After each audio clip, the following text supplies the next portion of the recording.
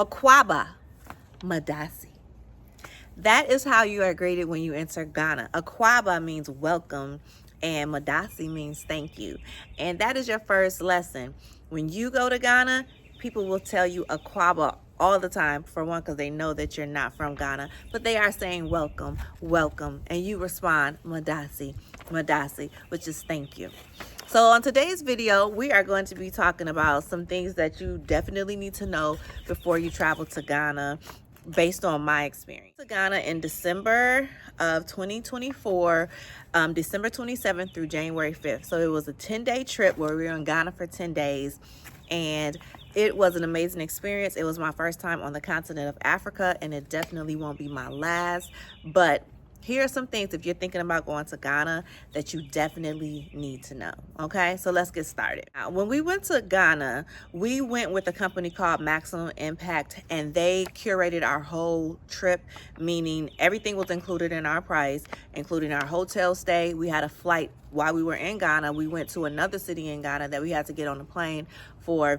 That was included in our flight. Our breakfast every morning was included. The trips in between, all the little things, except for lunch and dinner. We had to, purchase that. But everything else was included. And my favorite part about that trip was that we didn't have to worry about anything. We didn't have to Google, where do we do it in Ghana? What are the best places to do? They took care of everything. Every day was planned. Everything was planned. And that was best for me, because I wouldn't have known what to do, where to go, where to learn the history. And I didn't have to spend that time researching, because they did the legwork. And of course, they took us everywhere too. And right before the trip, we had a meeting where they taught us the culture, what to expect, some of the key words and phrases to use while we're in Ghana, like the Akwaba and the Madasi. That was really helpful once we got there, and a little, certain things to understand, the way Ghanaians do different things. So certain things to look out for, and that was very helpful. So let me say this too. Coming from Florida to Ghana, it was a full day trip for us. On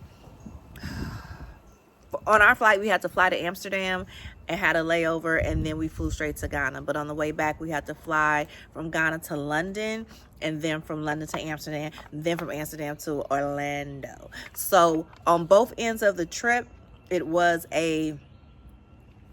basically it was a 12-day vacation, because on the front end we was a 24-hour trip, on the back end it was a 24-hour trip. I'm outside today because since I'm talking about Ghana, and Ghana is so beautiful, so sunny, I was like, why not do my YouTube video today in nature? So that's why I'm outside, and the sun is hot, okay, just like Ghana. So I'm gonna try to get through this list, and I got my list right here.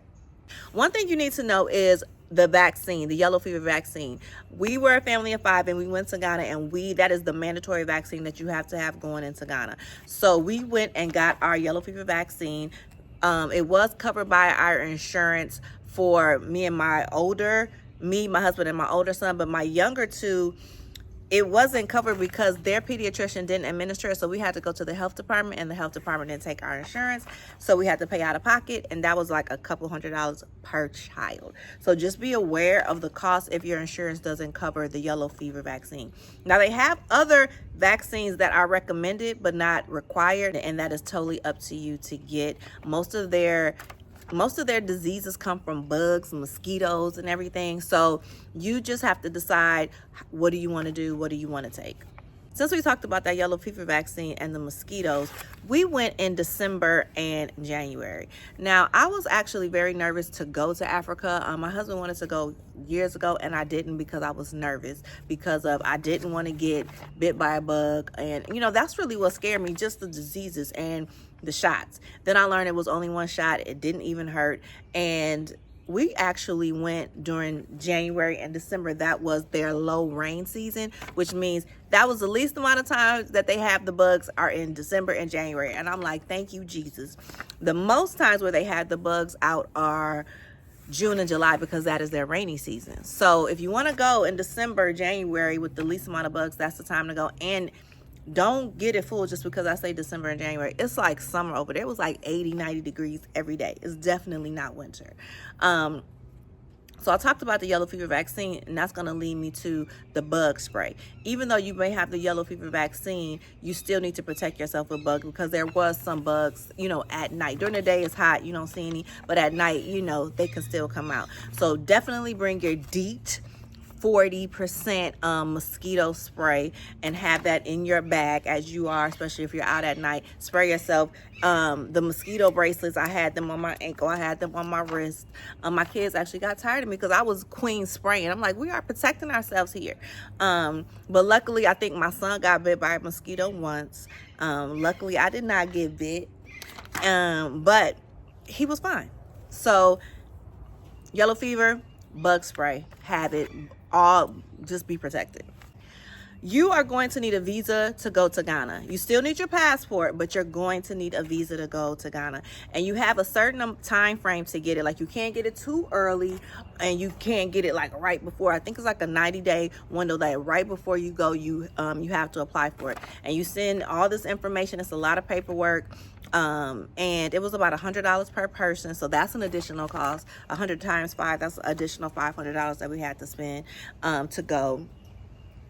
And you send your information, they'll send your email confirmation that is done, and then they will send you back your visa. So you also have to send in your passports, and then they will put the visa in there for you and send it back. So yeah, so you have to have a visa to travel to Ghana.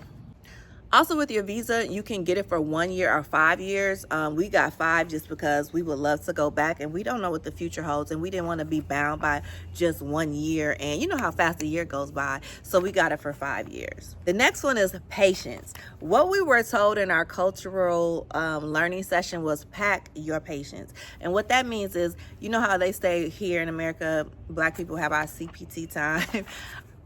But they have their own Ghanaian time. And what it is they are not in a rush, okay? So they move on their own time. Yes, they have, parameters. Something's supposed to start at this time, but hey, they say if they tell you they're going to be 5 minutes, they're going to be 10 to 15. If they say something's coming around the corner, it's coming around the corner about 25, 30 minutes from now. And we learn that. Pack your patience.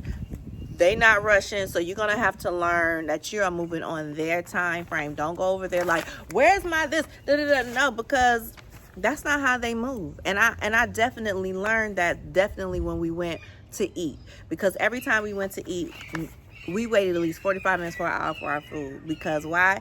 They cooking it fresh. They taking their time, and there's no fast food. You know what I mean? There's no fast food. They gonna take their time. So pack your patience when you go in Ghana, and just basically go with the flow. Just learn to go with the flow, because that's how they're moving. They're going with the flow. Money transfer. So we were told when we got there to not transfer our money at the airport because you get less. But we transferred our money at the hotel. We stayed at the Marriott in Accra, which is the capital of Ghana. And we transferred our money there to get the best exchange rate. And that's the biggest deal. Just transfer it. We transferred it at our hotel to get the best exchange rate. Their money is called CCs. So everywhere you go, it's like 20 CCs, 50 CCs. Our money is worth more. And many times I felt I was cheating them, because some of the stuff they were saying, they might say something is 200 cc's, and you're like, 200 cc's? But I mean, that's literally like $5, for us. And I'm like, oh my goodness, this is only $5. This is only that. But yeah, so you're going to have to transfer money. Don't do it at the airport. Wait till you get into the city. And if you're staying at a hotel that can do it, like the Marriott, yes. If not, find somewhere else within the city and not do it at the airport. Next one, haggle. Now, I had to learn how to haggle. I know what haggling is, but I really don't like to do it. But if you go here, you're going to have to haggle, because these people are entrepreneurs. That's one thing that I like about them and respect. They are about their money. They are about their business. So when we are out, people are always selling stuff. They're coming up to you. You want to buy this, you want to buy that. And you might like something, and you say, how much is it? They're going to give you, and they know you're a tourist, so they're going to give you their top price that they think they can get. So what we were told is, whatever they say, if you want it, cut that in half and then go up from there. And if you want it for half, go even lower and then work your way up to half. So if they may say, oh, how much is that? Oh, 20 cc's. And you're like, okay, I'll give you 10. And then y'all work your way up. because again, they know you're tourists. No matter how you dress or how you try, they know you are not from Ghana. Okay. Like these earrings I got from Ghana, and some other things. But yeah, so haggling, you're gonna know how to haggle. You're gonna, and they expect it. It's not rude. It's like a friendly, back and forth, and you get the price you want, and be willing to walk away. Be willing to walk away. I was willing to walk away from this cute outfit, but I was willing to walk away. But as I walked away, they were like, nah, come on, we'll give it to you. So yeah, you learn how to haggle. Okay, fresh food. One thing I learned about Ghana is 85 to 90% of their food is organic, okay? Organic. And you can taste the difference. The meat, the veggies, I loved it. And that's probably another reason too why their food takes so long to cook. Because like I said, they are taking their time. I used to joke like, did they go out and like pick the fruit from the tree, the veggies from the tree? Is that why they're taking so long? But the food is so fresh, and you literally can taste the difference. You just literally can taste the difference. There's not a lot of fast food there. I did see they got a KFC there, they got a Burger King and a Pizza Hut, right? But there's just a lot of other, besides those three that we know, there's just a lot of individual restaurants that they have. And so it's just really, mom and pop restaurants. And I don't want to say mom and pop restaurants, but, it's not a lot of commercial restaurants that we know here. It's a lot of different kind of restaurants. And like I said, they're cooking it from scratch. They're cooking it fresh. And you can taste the difference. So when you go there, you're going to enjoy, because since we've been back, like I'm missing that jollof rice. I'm missing some of the fish I had, even their chicken wings. Their chicken wings were even this big. They weren't like big like we know these jumbo wings. They were this, and they were so good. The beef was fresh. I had a burger and it was just like melting in my mouth. So the food was good. I had good food experiences. Avoid the water. We were told before we came that we cannot drink the water. I don't know if they drink the water, but they live there and they're used to it. Their body, their immune system is used to that, but we over here are not. And so you cannot drink the water. They say even brushing your teeth, like we were given water bottles for everything. The company that we went with supplied us with water bottles the entire trip. Even when we brush our teeth, like we would pour the water on the toothbrush and brush our teeth. So that means no ice. If you go to a restaurant, no ice, because whatever is in that water, which are different kind of viruses that could really irritate our stomach and make us sick. If it's in the ice and it melts in your drink, then you can still drink it. But they said hot water is fine because it boils out, but ice was not. So yeah, a couple times I forgot and had ice, and I'm like, oh my God, it's ice. And I was okay. Because I actually just kept drinking after a while. I'm like, well, but I was okay. But I did meet somebody there that did drink half ice, and then she got really sick and actually spent a whole day in the bed because she was so sick because she had ice in her drink. So avoid the water in Ghana. Just drink out of water bottles, and there are water bottles everywhere. Okay. And they said some high-end places like our hotel, they said we can drink the water there. They said we can drink the water there because the high hotels and the high expensive buildings have filters. The expensive restaurants have filters. But like if you just walking down the street and you go into a little regular mom and pop restaurant, they don't. But my thing is safety. You don't really know. So just be safe. And every time you order water from a restaurant, they would bring it out of a glass bottle. Like they would open it up in front of you that it was a brand new glass bottle. Wi-Fi and power, I'm going to combine them.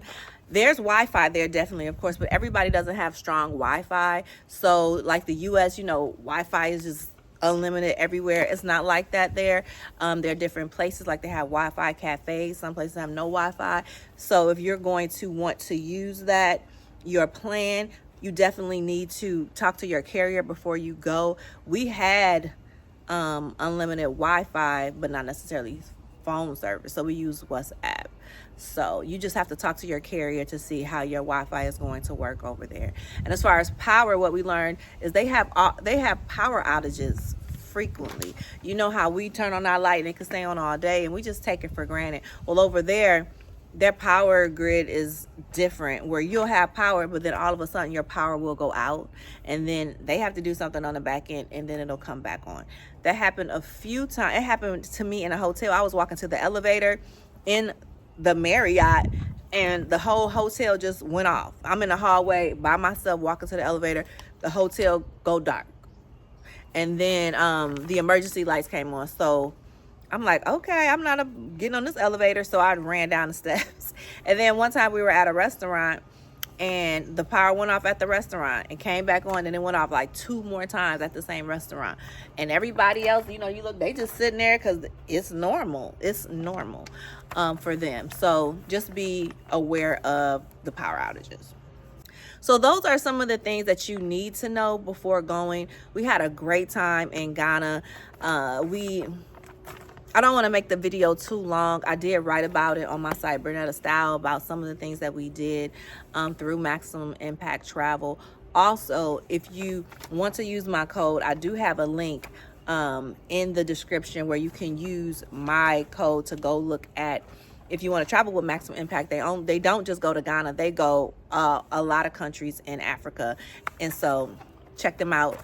We had nothing but a great time with their tour.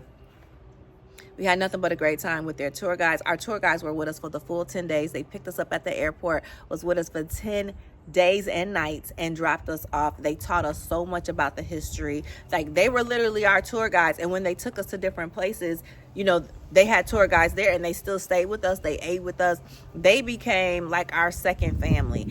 And it was just the best experience. I feel like I wouldn't have had the experience I've had without them being our tour guides and letting us know what we're doing, what we're eating, why this is this. And as we're driving to and from these places, they're pointing out, this is the president's house. This is how they do this. This is why this was colonized. Like, it was amazing. We went to the Slave River. We got a renaming ceremony. In our renaming ceremony, this is my name, Akwasa, Akusia. If I'm saying that right, Akosua. That means born on a Sunday. And each of my children, we got new names, or renamed based on the day of the week. And we had a fabric making ceremony, and man, it was just amazing. But this video is more about what you need to know versus what we did. I'll probably make another video about our actual experience, because again, I didn't want to make this too long. But it was a life-changing experience for me. And it was just beautiful to literally touch my feet on the land that my ancestors came from. We went to the Slave River, which is where a lot of the people who were enslaved had to go through before they got on the boats. I didn't know that, like, they came through Ghana, but they just didn't come from Ghana. Many people were enslaved from a lot of the countries around Ghana and had to be took that walk to Ghana to go through the last river to be washed, where we got to go through and say a prayer to our ancestors, touch the water, then go to the slave dungeons, see where they sat for 3 months, see where their nails clawed on the walls to get out. Oh my God. And then see the opening, the hole they went to get on that shit. I did my ancestry a few years back. I come to find out, on my mom's side lineage, I'm from Guinea-Bissau. And Guinea-Bissau is not too far from Ghana. So, you know, my ancestors came on through there. And just to be there, it was like a full circle moment. Like, I'm here, God. I am here.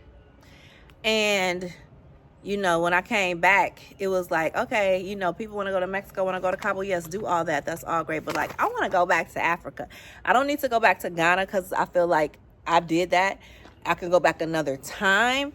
But now I want to see more. Like, I want to see South Africa, Johannesburg, Cape Town, Tanzania, Kenya, Egypt. I just want to see it all. I got to get the funds up, but I want to see it. But those are my things that you do need to know. If you've gone to Africa, or specifically Ghana, did I forget anything? Or was there something that you agreed with? Let me know. And I'll see you next time. All right.